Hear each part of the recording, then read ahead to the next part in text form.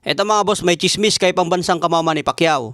Sinasabi ni Shane Mosley na posibleng may injury si Manny Pacquiao, lalo na sa balikat, na pwedeng makaapekto raw sa kanyang performance. Ito yung dugtong ng isang interview ni Shane Mosley sa FightHype.com.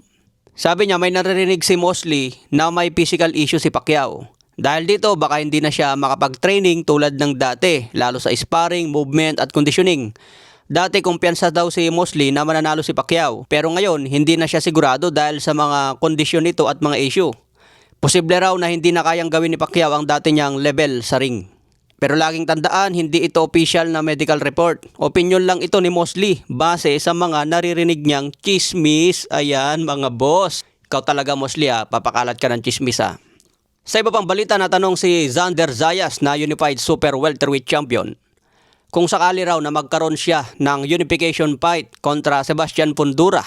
Ang sabi ni Xander Zayas, matangkad talaga si Fundora, payat, at nagagamit niya ng tama ang kanyang haba. Pero kung mapapansin daw sa galawan ni Fundora, kung gagamitan ito ng teknik, tamang diskarte, madali lang daw talunin si Fundora. Sadyang yung mga kalaban daw ni Fundora ay hindi alam kung paano siya talunin dahil nakikipag-outback sila kay Fundora na napakalaki. Kaya para kay Xander Zayas, diskarte lang tol, kayang talunin si Fundora. Kaya inaasahan din ni Xander Zayas na balang araw makalaban niya si Fundora for unification fight. Pero uunahin daw niya muna si Jaron Boots Ennis dahil ito ang makakalaban niya sa June 27. Kaya abangan po natin yan, matinding pukpukan sa Super Welterweight 154 pounds. Sa iba pang balita, nagbigay ng payag si Robert Garcia kay Manny Pacquiao at Floyd Mayweather. Sabi ni Robert Garcia, marami pa rin ang naniniwala na mananalo si Manny Pacquiao. Lalo na kakatapos lang ang laban niya kay Mario Barrios. Mas aktibo daw sa ring si Pacquiao.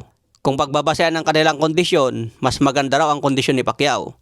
Pero kung babalik daw si Floyd Mayweather at mag-training din ng matindi, naniniwala pa rin si Robert Garcia na mananalo daw dyan si Floyd dahil sa kanyang talino at style sa boxing. Ayan po ang prediksyon ni Robert Garcia. Sa ibang banda, promoter ng Matchroom Promotion na si Ed Hearn. Sabi niya hindi raw pwedeng lalaban agad si Anthony Joshua kay Tyson Fury. Dahil galing lang sa aksidente si Anthony Joshua. Kailangan daw muna ni Anthony Joshua mapagpag ang kalawang. Kailangan ng warm-up. Kaya ang nakikita ni Ed Hearn na magandang warm-up para kay Joshua, ilaban siya kay Deontay Wilder. Aba, magandang pukpukan na naman ito sa heavyweight division. Kaya abangan po natin yan kung may kasa ni paring Ed Hearn. Para naman sa uli nating balita mga boss, pambansang kamama ni Pacquiao. Naniniwala siya sa kalidad ni Pedro Taduran. Kung patuloy daw ang kasipagan ni Pedro Taduran sa kanyang training, base sa kanyang estilo, ito raw ay mahirap talunin. Dahil ang estilo ni Pedro Taduran, suntok ng suntok. Bihira yung mga ganyang boksingero, hindi nauubusan ng stamina. Kung patamad-tamad lang si Colazo sa kanyang training, aba, delikado siya, maagaw ang kanyang titulo.